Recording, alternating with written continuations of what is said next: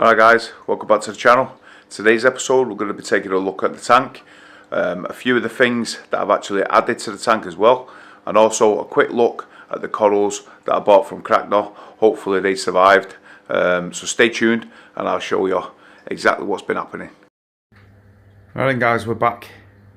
The question is, where do we start? I think what we'll do is we'll start with the negative side of it first, and there's quite a few negatives which has been going on in this tank recently over the past week or so, week and a half, 10 days. And then what we'll do is we'll move on to having a look at the corals and then some of the positives, which is mainly the growth of the corals really, and you know, the new growth that I've actually seen. But heading back onto the negatives, as you all know, we all went to the Cracknell meet. It was fantastic to meet people there. Finally met my fellow YouTubers and stuff who we do the Friday night live stream with. And yeah, it was a really good event over the 2 days, and couldn't really fault it. While I was there, I thought I'd purchase some frags from some of the vendors that were there, and I decided to purchase some day glow zowers. Now, I've never kept them, and I know that they're quite difficult to keep supposedly, but I thought, you know, with me being successful in keeping these sort of zowers and you know, the other zowers and stuff that I've got over there, I thought I might stand a chance. Well, that after about 4 days, that came to fruition that it wasn't going to happen, and yeah, you all know what happened, and yeah, they actually melted. So yeah, it was pretty peed off, and as you can see, there is the frag plug just there, and it's no longer there. What I did buy though, else, was I bought this Montipora paloensis, just here, which is coloured up really nice. Pink, purple polyps, really nice. So that's really happy with that survived. Then that green one survived as well, which I also got, which is just there. And then these ones as well, which I've forgotten the name of. So they all basically survived, which is a good thing. I also purchased a Goniopora, which is really thriving, really thriving. I'm really happy with that. Now, I don't really have much joy with Gonioporas, to be truthful, and I didn't hold much hope. I actually thought that this one would actually die, so if I'm perfectly honest. There was another Goniopora there, which I had, which is no longer. So as you can see, I don't have much joy with Gonioporas, so I thought that one's going to probably end up the way the other one did. But no, actually survived. I also purchased the gold hammer, which is fantastic. Can't really fault that one. And it's thriving. Really happy with the way that's looking about. So yeah, can't fault that at all. As for the rest of them, the other corals, all corals are doing pretty decent. I am having an issue with these SPS here, just here, and as you can see, it's starting to strip again, come back, and the reason for that, guys, is my nutrients have basically bottomed out again. I don't know what's happening. Don't know if it's because I took the tang out, and that was, I mean, we all know tangs produce a lot of waste, and I don't know whether that was just putting enough nutrients in the tank, and it was like keeping it stable. But I tested my tank, I've tested it over the past 2 weeks, week and a half, 2 weeks, and yeah, we're getting basically 0.1 nitrates, and we're getting like 0.02 of phosphates. So it's and I'm feeding really heavy on the tank now, guys. I'm literally feeding. I'm actually mixing coral food with the fish food, and doing everything I can to try and raise the levels up. Some of the SPS are looking okay. Like this one just here, so you can see the polyps, and the polyp on this Miyagi tort as well, and the growth for this Miyagi tort is fantastic. It's growing really nice. I am getting a little touch of algae on the back walls, as you can see. I think that's also because I really don't know 100%, but the tangs used to go around eating it. Especially the brown tang. The brown tang was forever on that back wall. He was always munching on it. So obviously me taking that out has not helped the situation. Also, this green pulsing GSP is actually doing my head in now. It's actually killed one of the one of the frog spawns. This has got about 4 heads. I'm going to be fragging this today. And this one has just had a poo, so I'm going to move him, because this green GSP is just spreading like wildfire, and I really need to sort it out and really need to get it out. It's actually grown off the rock and onto the actual sand. So yeah, when people say it doesn't grow onto the sand, it actually does. Also, these blast holes that I need to, the acans that I need to get rid, need to move them, so get them into the light. And also these mushrooms, they're being crowded out by this ceratopia, so I need to really do a bit of trimming just on this front part, I think. Snap a bit off, so it's going to look totally different when you next see the video.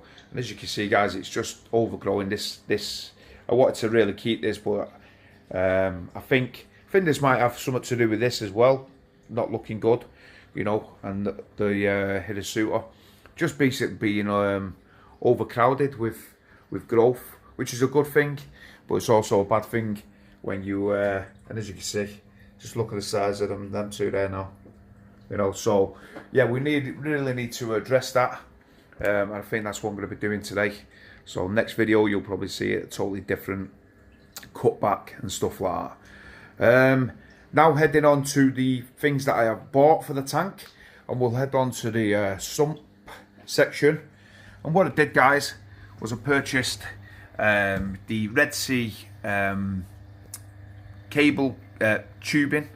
What I'll do is I'll post a picture in a minute of the box that it was in, and I needed to basically sort out under here for when I was you know, recalibrating the Commode. I haven't actually recalibrated this Commode for well over a year, and I thought it was about time that I did it. But the actual things you get in the box is you get 4 different colours of the cable. Just there, take the orange filter off of the cables, and basically I've just ran it. So obviously that's my calcium, alkalinity, and magnesium, and then this is the nitrophos that I never ever use. I've just got it basically just plumbed in, just on the odd case that I do need to use it. And obviously with my nutrients so low, there's no chance that I actually need to use it. But basically I put these little these valves on, and what it does is it just stops the fluid back siphoning into it, and then it keeps it basically calibrating more. So when I actually dose it, it's always spot on. So basically I've just ran it all the way through the gap, and if you can see, let me just see if we can get in there now. Yeah, there, and it's just come through there, straight on, and it goes into my return. So really handy piece of kit, and it's well worth it, because now I don't have to worry whether I'm actually calibrating or dosing the right amount, or sorry, the right liquid or not. I've done in the past where I've gone, why is it not dosing? And then I've found out that it was, why is it, I think the pump's broke, why is this, why is that? And then I realised that I'm actually pressed the wrong button, and it's coming from, like, say, the alkalinity is dosing as opposed to the calcium. So now I won't have that problem. I can see pink, yellow and red. Straightforward, easy thing, and I should have done it a long time ago. But moving on to the big one, and on my last videos I shown that I was having problems with this skimmer. Skimmer wasn't doing very good, and basically I thought to myself, you know what, we're gonna have to see it. I cleaned it, sorted it out, I came down one morning and the pump had completely shut off. Tried to clean it again, and it was dead. So I need to buy a skimmer, because there's nothing wrong with it. Not a skimmer, sorry, a pump for the Nios 120.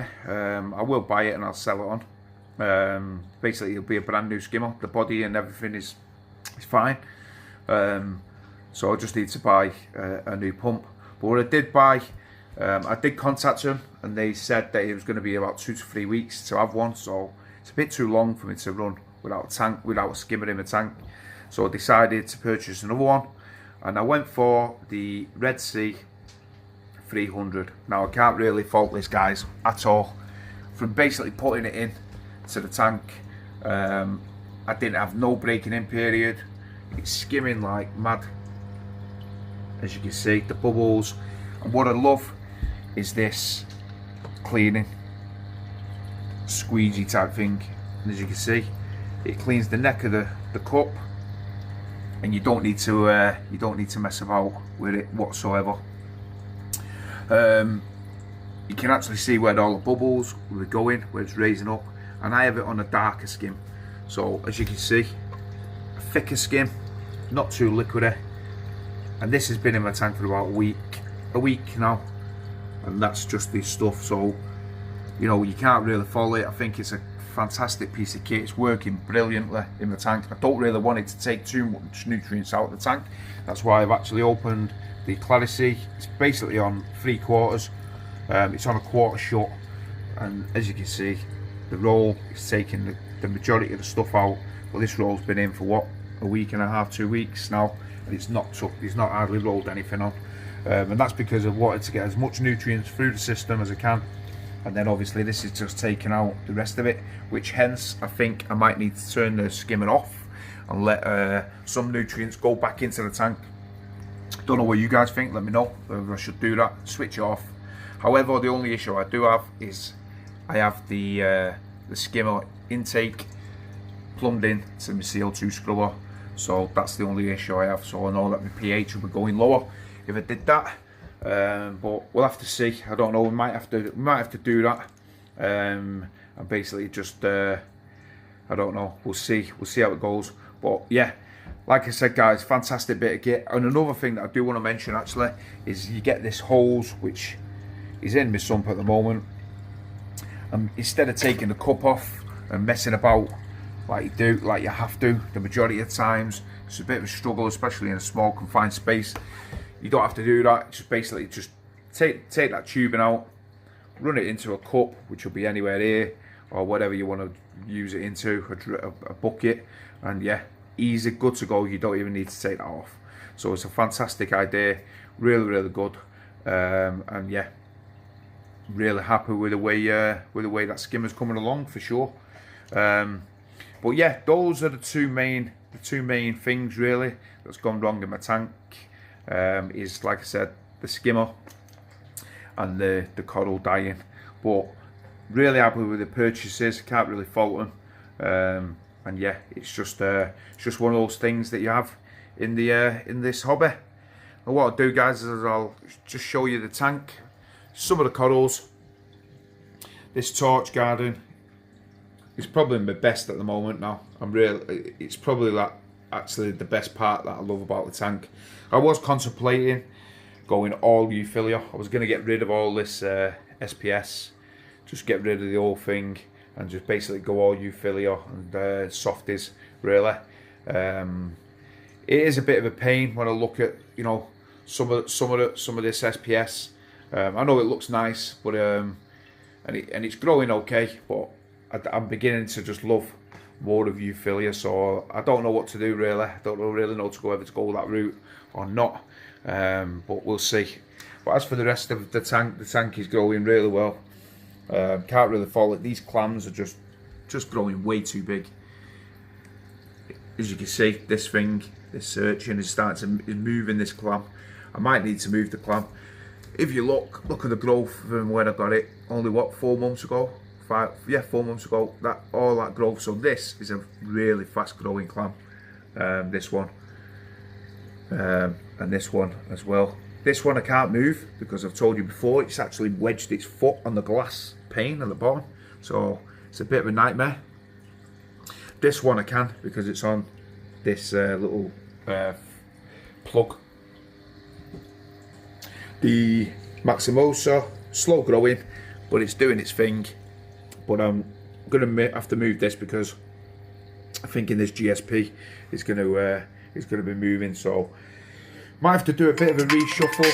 I don't know what though. If I'm perfectly honest, I might have to if I I don't really know really. I might have to move this plate and just move it to the back. I might have to move it to the back there, if I'm perfectly honest. And then we've got some real estate here, so I can move this clamp over here and move this more into the centre. So yeah, like I said guys, I think next time you see this this update, the next update next week or so, I think a few things are going to be changed. A few things are going to be cut and fragged, I think. And yeah, we'll see how it goes. Oh, what I do want to mention is I bought a couple of extra fish to add a bit of extra nutrients to the tank. What I bought was, I bought a blenny. I bought a algae blenny, which he just hides all the time. Can't actually see him. He'll be in there somewhere. He was out last night. And then I also bought, which I went against my better judgment, if I can see him, was a fox face. Now, really, they added reef safe with caution, I suppose, because they do tend to nip scollies. But with him being a juvenile, a little small one, there he is. With him being small, I thought, you know what, we'll give him a go. And such wood, he's got on with all of them. Even the clownfish have got on with him. So I can't really fault it. But yeah, he's a really good, and he's a proper eater. He really eats everything. He eats algae, he eats obviously the algae, he eats mysis, he eats everything. So really happy with the way he is. And like I said, with him being small, hopefully he'll settle into the tank. He'll know where he stands in the tank. And yeah, fingers crossed he won't eat my scully. Otherwise he's gone and the trap will have to come out. But like I said guys, update on the tank. I know it's been a long one. But thanks for watching. Click the like and the subscribe. Always leave a comment. And don't forget to join us on our live streams next week on the Friday evenings. And yeah, if I don't see you there, I'll see you on the next one. So once again, thanks for watching. And I'll see you next time, guys. Cheers.